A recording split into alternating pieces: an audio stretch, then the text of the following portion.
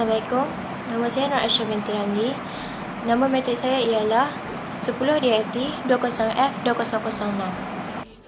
Assalamualaikum warahmatullahi wabarakatuh dan salam sejahtera. Nama saya Ida Ejrana binti Yahaya. Nombor matrik 10DAT20F2025. Selamat pagi, nama saya Puja, nombor matrik 10DAT20F2020. Selamat pagi, nama saya Raja Kaisen, nombor matrik 10DAT20F2039. Selamat sejahtera. Nama saya ialah Syarmini, anak perempuan Jayakumar. Nombor matrik saya ialah 10DAT20F1600. Saya dan rakan saya akan membentang tentang sejarah pembentukan masyarakat majmuk di Malaysia. Sebelum saya mulakan, marilah kita melihat objektif mengenai tajuk ini dahulu. Objektif yang perlu kita fahami di akhir tajuk ini ialah kita dapat memberi kesedaran pelajar untuk melengkapkan diri bagi menghadapi dan menangani pelbagai cabaran kehidupan dalam masyarakat majmuk. Selain itu, kita juga dapat menghargai jasa dan sumbangan nenek moyang mereka yang telah bersusah payah datang ke tanah Melayu. Dan akhir sekali, kita dapat memahami dan mempelajari budaya kaum yang lain untuk mengelak sifat prejudis sesama mereka. Kita mulakan dahulu dengan sejarah kedatangan orang India ke tanah Melayu sebelum dan semasa era kolonial.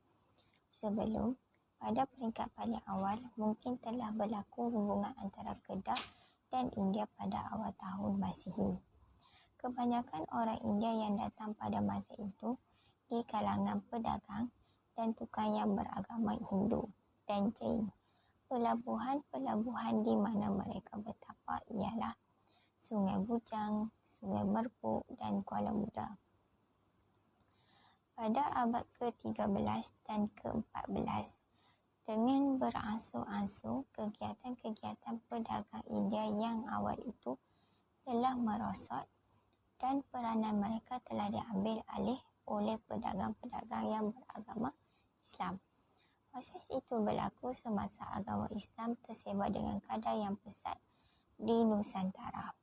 Tidak kecil bilangan mereka yang menduduki tempat yang tinggi di dalam kerajaan Melaka. Perniagaan orang India itu tidak terhad kepada pelabuhan Melaka sahaja. Mereka juga sentiasa singgah di Kedah, Ujung Salang dan Perak untuk membeli gajah, timah dan lada. Di Melaka sendiri telah didirikan sebuah kampung yang diberi nama Kampung Keling.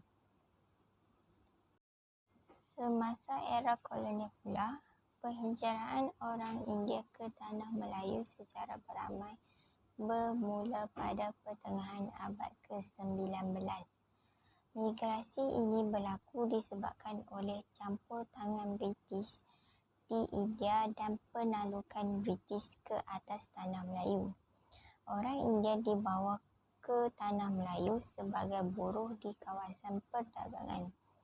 Orang Eropah juga menggunakan pengaruh politik mereka membawa masuk buruh India ke tanah Melayu melalui beberapa sistem.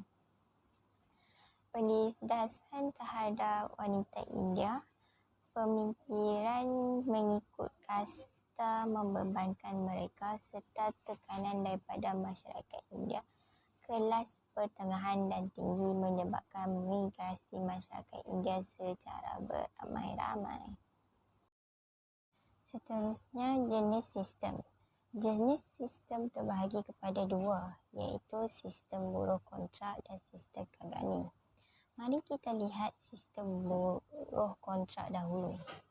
Sistem buruh kontrak ialah pemilik ladang akan membuat pesanan jumlah tenaga buruh yang diperlukan kepada seorang ejen di India. Manakala sistem kagani pula ialah sistem ini diperkenalkan pada tahun 1898.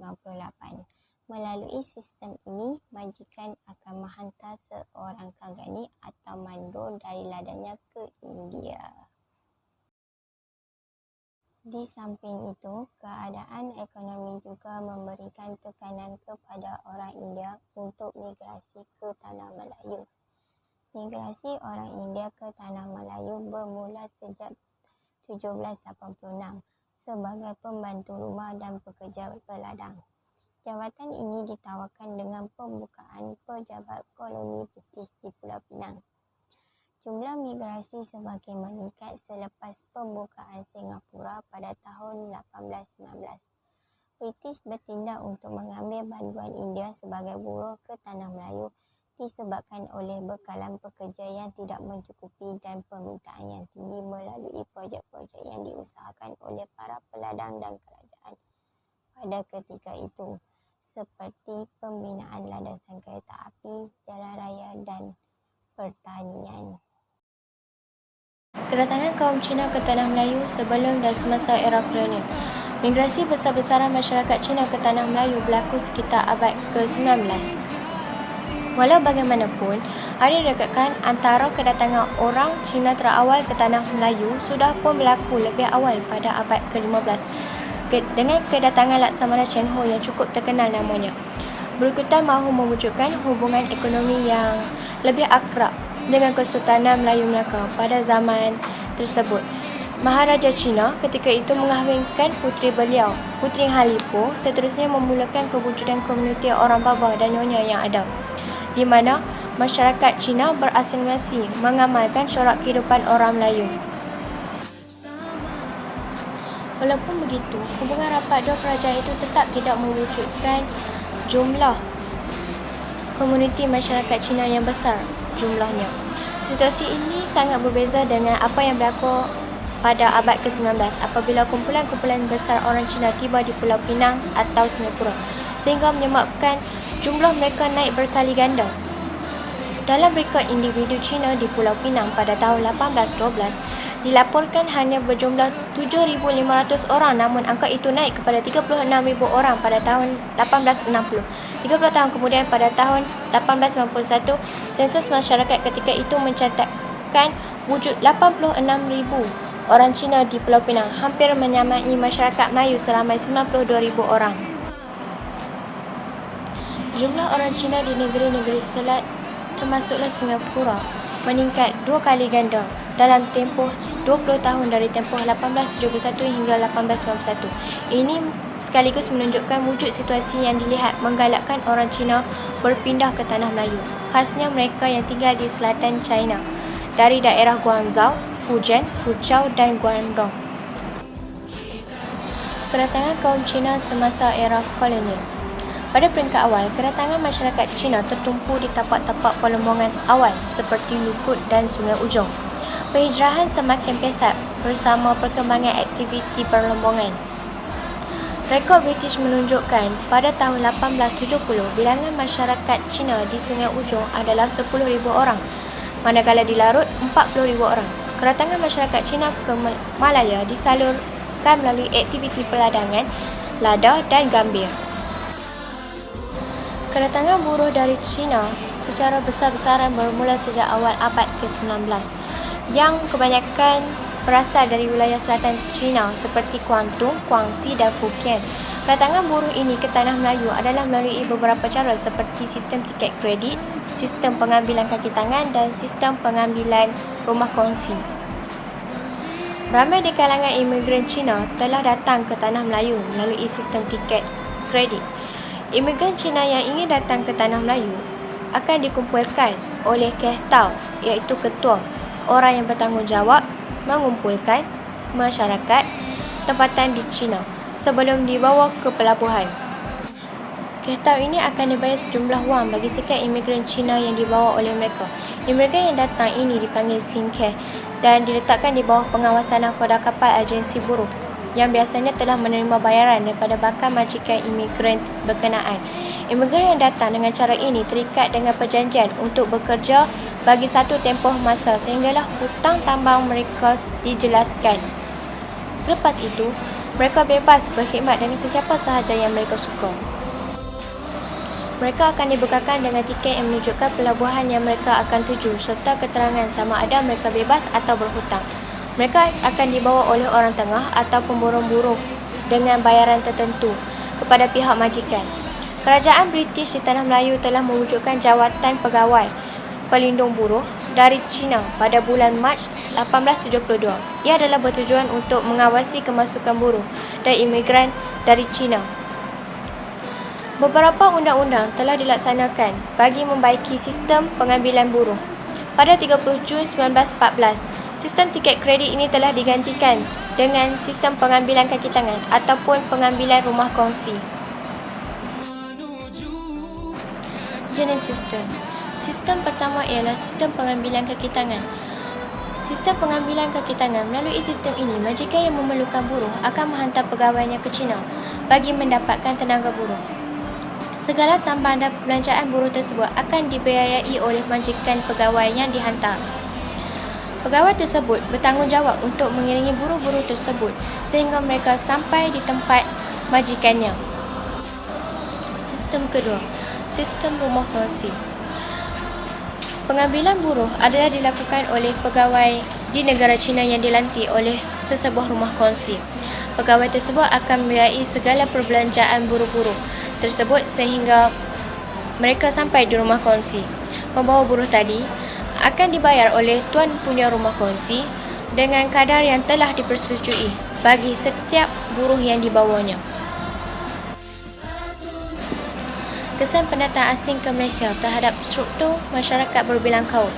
Yang pertama ialah pertembungan budaya. Budaya-budaya luar yang dibawa masuk oleh warga asing melalui proses migrasi ke Malaysia menyebabkan berlakunya pertembungan budaya antara budaya luar dengan budaya tempatan.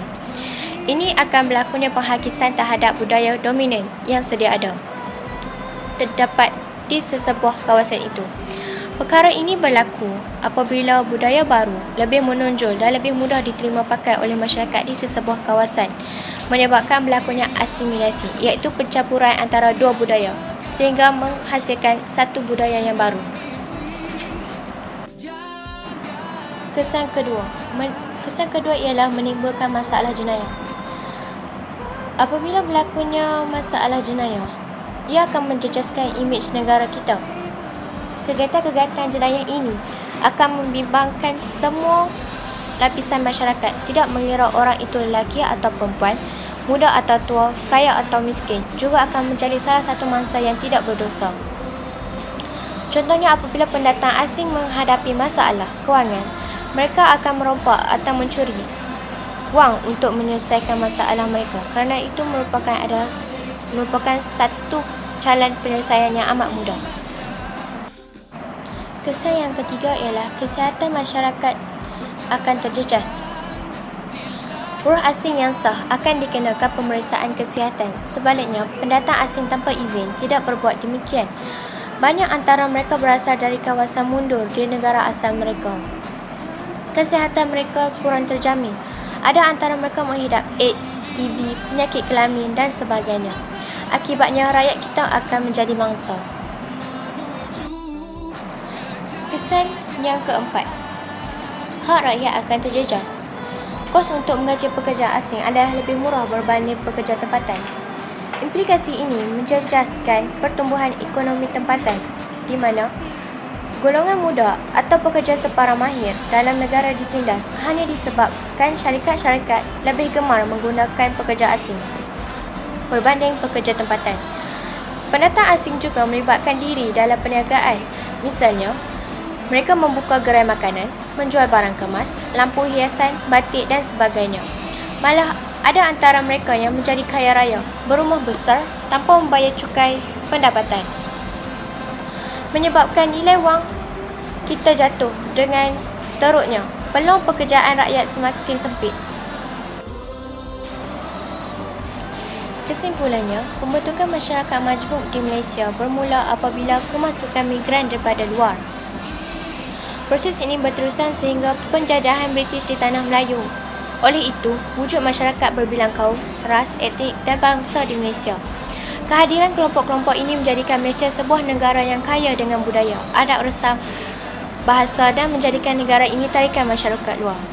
Oleh itu, kita sebagai rakyat di bawah bumbung Malaysia perlu bersatu padu dan mengambil iktibar di atas apa yang rakyat negara kita telah tempuhi di masa yang lepas. Bersama-sama kita menjaga apa sahaja yang kita kecapi masa kini.